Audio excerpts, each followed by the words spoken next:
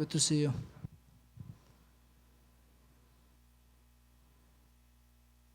Yes.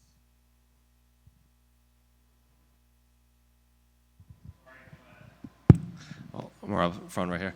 Congratulations on the jacket. Before we get into the belt, I guess you spoke a little bit about it just now, but I guess how important was it to get this 50 times jacket? Yeah, I'm very proud, like I said, because yeah, I wanted to get this jacket, and I got it now. I'm really proud. Yeah, I finally get it, and this is one of my dream to get this, and then now I have. It's good. What's the strangest place the anti-doping people have showed up? Um,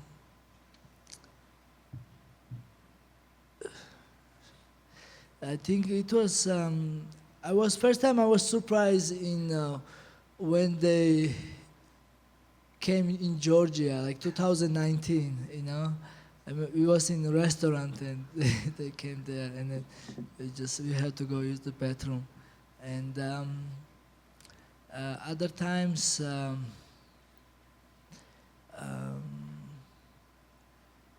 like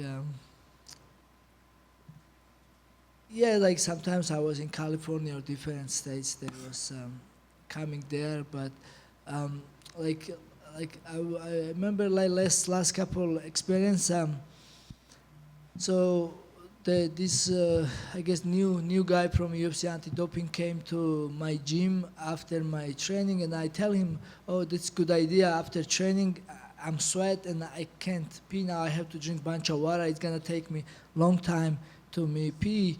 Maybe you have to wait too much. You have to follow me wherever I go now all day because I can't. I can't give you what you want." And then okay, I guess next time he came early morning and I wake me up, and I was so mad, and I said, okay, just come to the training next time. Don't make, because I don't wake up early. I wake up like 10ish, and then I go straight to the training.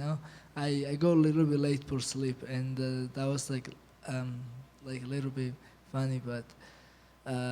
Other than this, like I said, I was a little bit disappointed every time they come. It's a process, you have to tell if you take any. Usually UFC give us tone supplements, which I take like multivitamins and some fish oils and stuff. You have to give if you take something, or if it was cold, you have to tell like if you take any medication, or also like I mean, if you don't have pee, you have to drink a lot of water. Otherwise, you get stuck with the person like that. But at the same time, I was annoyed. But at the same time, every time they came, I was happy because I was doing this.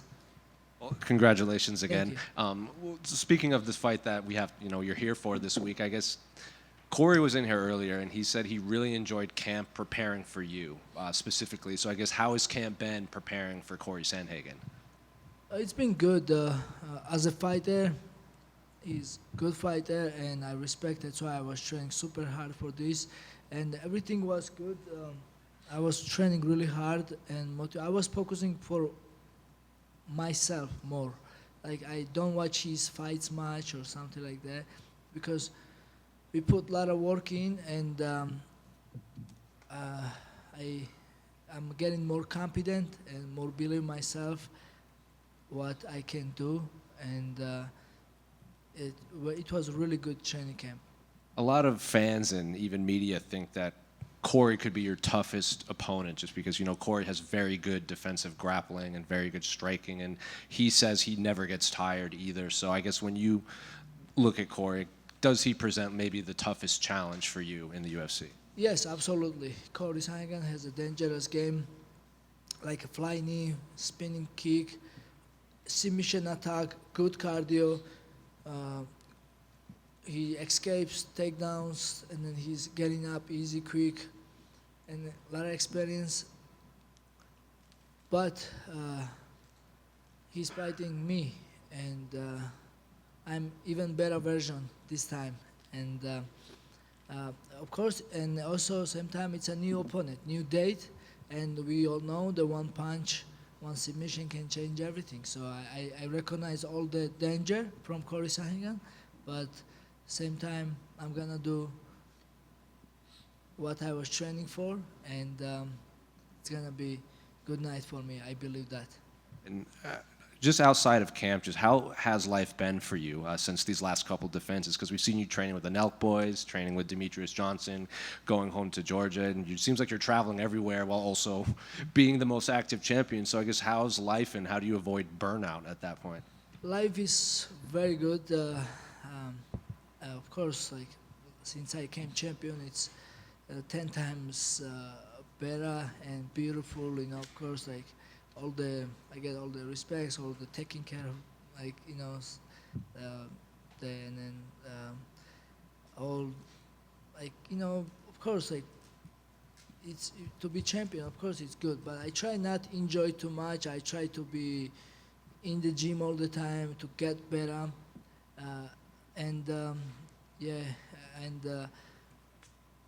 Of course, I always have a travel opportunity to go somewhere, and I got invite many places. But I stay here in Vegas like more humble way, and because here I'm focusing for training, and that's what important for me, and that's what I enjoy most. You know, of course, I love to seeing my fans and people and having good times. Especially I'm a champion now, you know, and but. Like I said, I try to enjoy more training. And just last one for me. Khalil was in here earlier, and he said it was very motivating and inspirational to be in camp with you and kind of peaking at the same time. So what was it like watching Khalil prepare for his own big fight this Saturday?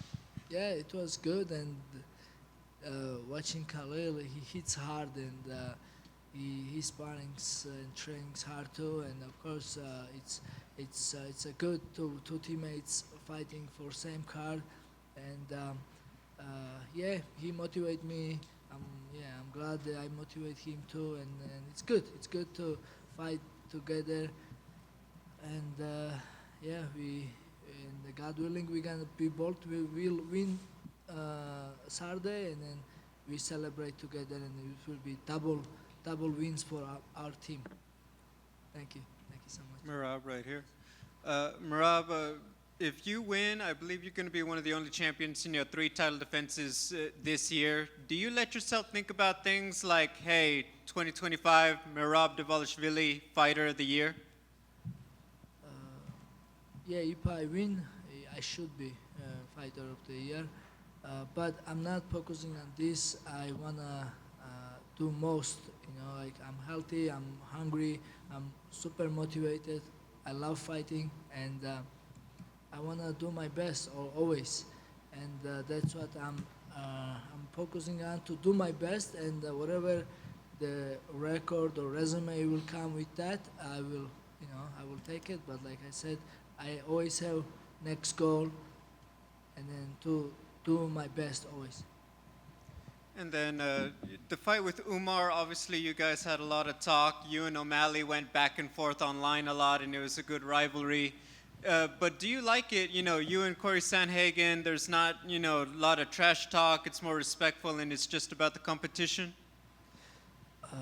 Yes, we don't have to talk or disrespect each other. You know, if something comes natural and whatever it is, it is. But you know, you guys and true MMA fans will watch this fight anyway, because it's an interesting fight. I mean, I'm a grappler, he's a striker, and grappler wants to knock him out. So it's interesting fight, and everybody will watch this fight. We don't have to talk. You know, this is a good fight, and yeah, I mean, I'm not.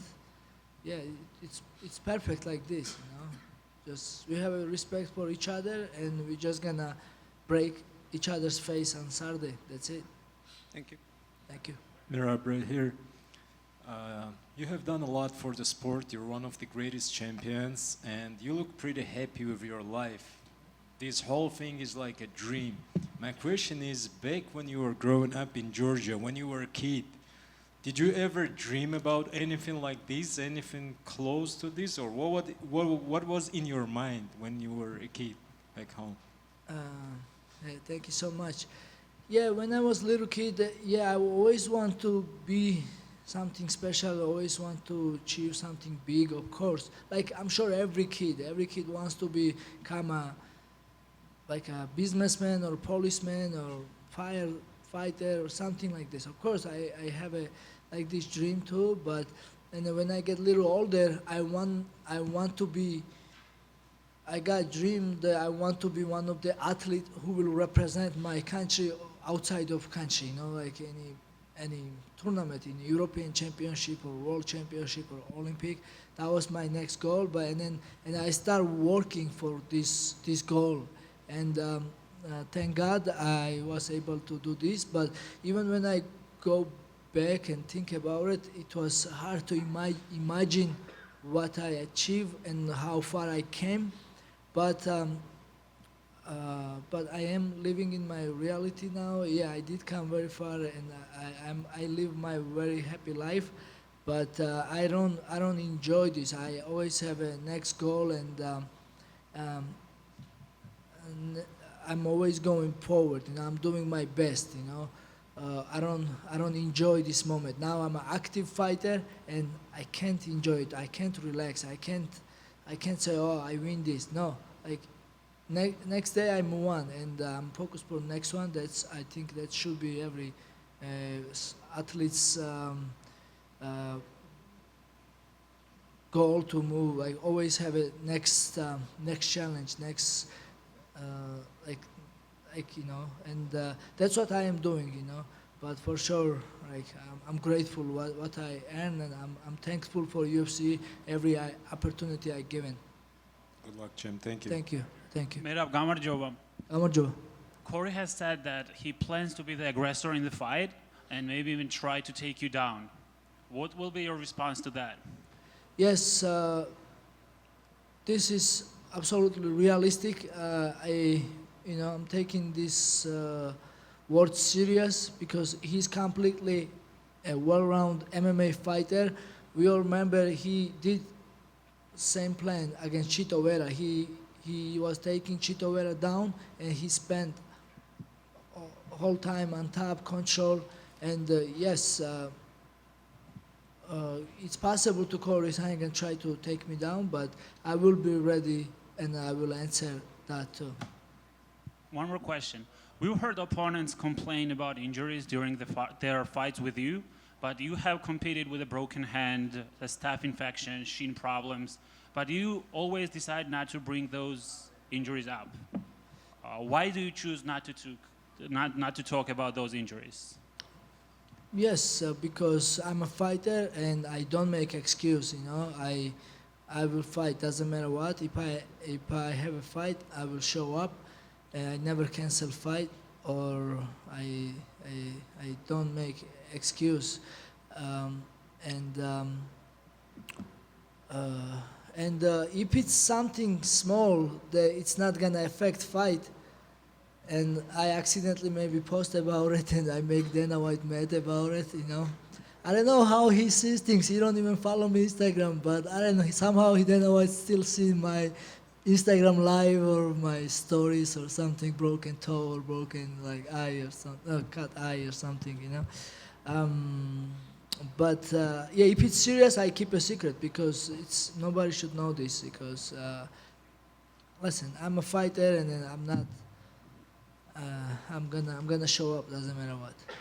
Thank you, Merab. I appreciate you. Thank you, my friend. Merab, over here. You've been helping a lot of the younger guys as well. You train with this 18-year-old kid named Jackson Glass. He's been sparring with the best fighters at Syndicate MMA. How bright do you think his future is? Yeah, Jackson is really talented, and that guy was the, I will say, hardest rounds, I was sparring with. Yeah, he has a big future. He's young. He's training jiu-jitsu since five years old. And now, of course, he's completely MMA fighter. He's already professional fighter. And yeah, it was good experience sparring with him. I never have so I'm older, right? Older fighter. But when I sparring usually younger fighter, I have lot of experience, right? Maybe they are good some some situations, but I always find a way to how to shut them off. But Jackson is like I was surprised, shocked, like 18-year-old, how full package he is, and yeah, he has a really great future. Thank you. Merab. Yes. A lot made of your comments of wanting to strike with Cory in this fight and knock him out and stuff. And it's always interesting, right? The greatest champions in MMA history, George St. Pierre, John Jones, they would go in there and beat the guys at what they were allegedly best at or better than them at, right? Is that part of the mindset here, like showing people exactly how great you are by beating Cory where people think he is best? No, that's not my point and that's not my goal, but so we're gonna start fighting in standing, striking, and so most of the time our fight will be striking, right? Like even Cory Sandhagen saying that he's trying to take me down. Of course I'm gonna get up, and then we know if I take Cory Sandhagen down, he will get up. So that's why I'm saying, like, the most of the time maybe fight will be striking, and then in striking I'm getting better. And I look really good, sharp, and then I can knock him out. You know, it's a fight, of course. So I will fight whatever fights will go, but you know, that's my goal, to knock him out striking. That would be nice for me. But yeah, whatever we you know, it's a fight, it's MMA fight, and I'm not promised nothing. You know, like it's, or in today's plan is this, to like strike him and knock him out, but maybe plan change tomorrow, and maybe I go original plans to strike him and knock him out again. You know, it's that's how it works. Thank you. Merab over here. Alex Shervani in Armenian Sports News. Dana White just announced that your friend Arman Tsarukyan will be fighting Dan Hooker in November. Yes. How do you feel about that? Do you think it's a good fight for him? Yes, absolutely. This is a good fight. Arman Tsarukyan versus Dan Hooker, and I guess from this fight, winner will be #1 contender. It's a good for sport, you know, and yeah, good luck, Arman, and good luck Dan. You know, they are both good fighters. They've been fighting the best of the best always, and it's a great matchup, and we will see. Yeah, we will see. You know, who will fight for the belt, and yeah, of course, like I will say, like, Arman Tsarukyan has more chance because of his grappler, but you know, Dan Hooker is very experienced, very dangerous opponent too. You know, because he was able to stop another grappler like Mateusz Gamratis, and we'll see. It's an interesting fight. Thank you, Merab. Thank you. All good. Thank you, guys.